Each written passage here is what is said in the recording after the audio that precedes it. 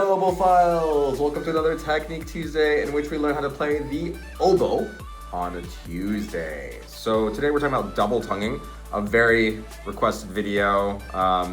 Maybe not in the comments, I don't know. But people ask about it, people talk about it when I go to school to teach master classes. At least one person asks about it.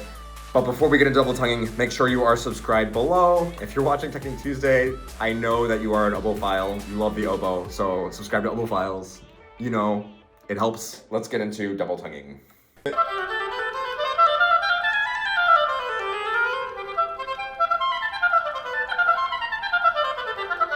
By this point, you know that I'm taking Oboe Files non-profit slowly but surely, figuring out how to do that right now. And hopefully by the time this comes out, I'm further along. We're also giving free reads to students who otherwise couldn't afford them and hopefully break the class barrier to learning how to play the oboe. It's pretty great. The double tonguing problem though.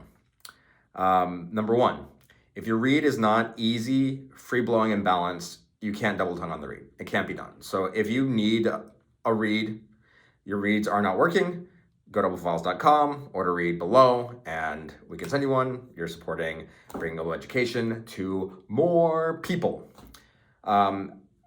I'm gonna go over the basics here of double tonguing because I used to never double tongue just because my single tongue was so fast, but I know one day it won't be. So I learned to double tongue painfully.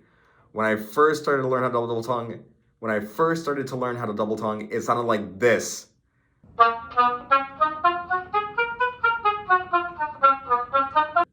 Is so painful, and I ignored it for years just because I never needed it in real life settings until I did. And for the last year or so, I've been drilling it relentlessly. If you follow me on Instagram, which I'll put in the link in the description, you've probably seen some of that journey. You can check it out on those saved reel things, and follow me on Instagram. But yeah, let's go through it. So the syllables I use are kind of like a TK. I don't even really think about the vowel sound after it. Some people say like T-A-K-A, ta, ka, ta, ka. But just because I think the mistake that I was blocked on was the pressure required doesn't actually allow the vowel sound to happen. It just needs to be like kind of default setting underneath is your vowel sound, and then your consonant sounds are what's doing most of the work here. So get that fast first and really consonant. You can see my lip is like flapping in the wind from all the air that's flowing past it. When that feels good, and you try these other steps before that feels good even, but when that feels good is when you're gonna start to feel some leverage here. The next step is to get that on the read.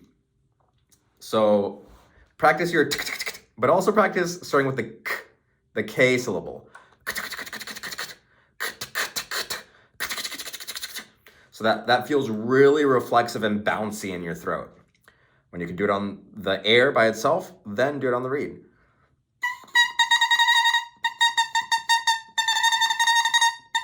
Starting with the T and also with the K.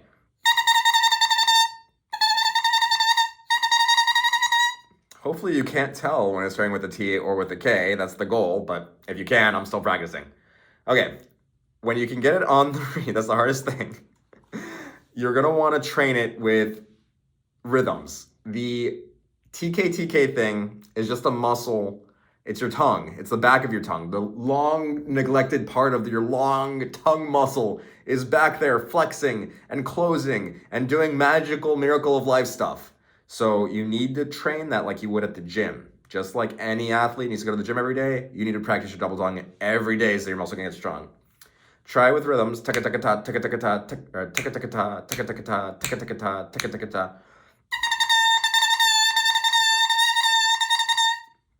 And try with the K sound first.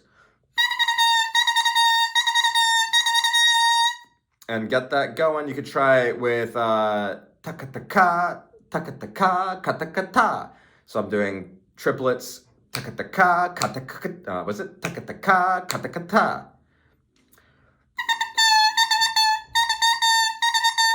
Just kind of reversing, be creative. You can have some of my rhythms. I'll put a handout in the description below for a free PDF like I always do or something. I don't know, maybe I'll charge for it this time.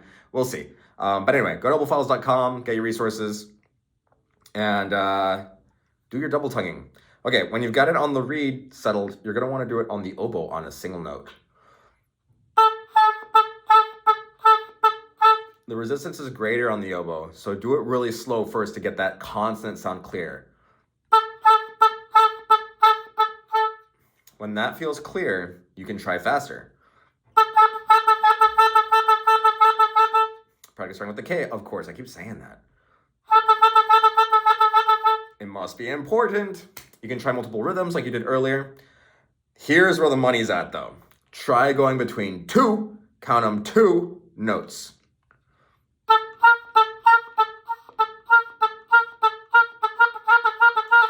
That's harder than it seems.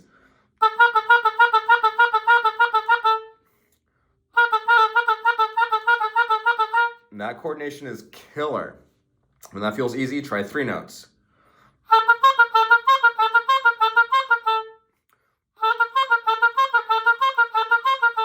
Again, harder than it looks. 4 notes, 5 notes, etc. You get the idea.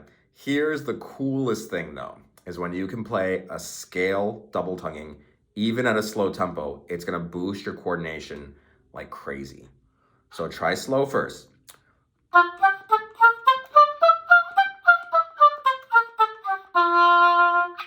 And when you can get that coordinated slowly, work it up with the metronome over the course of months.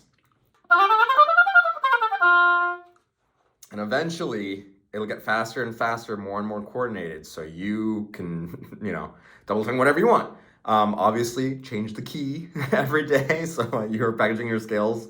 But I think that's where the double tonguing actually got better for me. Practice triplets, practice 16 notes, practice quintuplets. All of the different versions will be useful, and of course, play beautifully.